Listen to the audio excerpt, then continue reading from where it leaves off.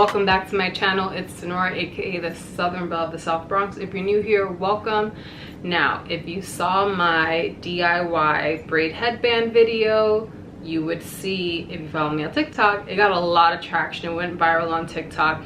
And one of the questions someone asked me underneath one of the videos, because I posted a whole bunch of videos with the braid headband, was, can you wash it? I'll put the question up here. Shameless plug, follow me on TikTok, Instagram, Twitter, all the places. Same name, it's Dinorah. So I just made a quick little video on how I wash the Kanekalon hair, synthetic hair. So let's get into it.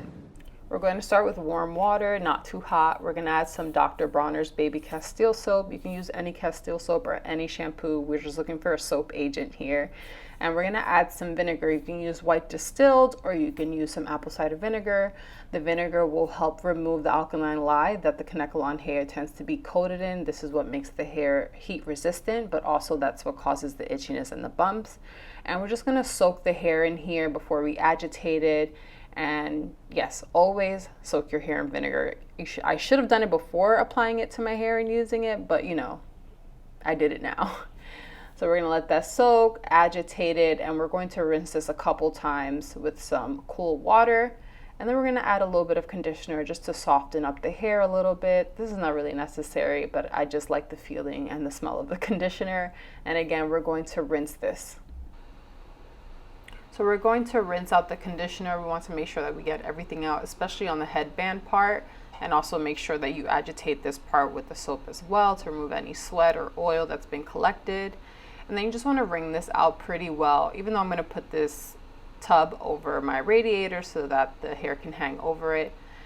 And we're going to add a, I'm just showing here that it's clean. I'm going to open this back up. And then I'm going to use a hanger with clips on it just to clip the hair. And I want to make sure that I'm gripping both the headband and the hair. But I've washed this already twice and none of the braids have fell off. That hot glue gun, that $3 hot glue gun from Michael's really did its thing. Like I said, we're going to put this over my radiator. It dried in about 20 minutes. It was pretty warm inside of my apartment that day.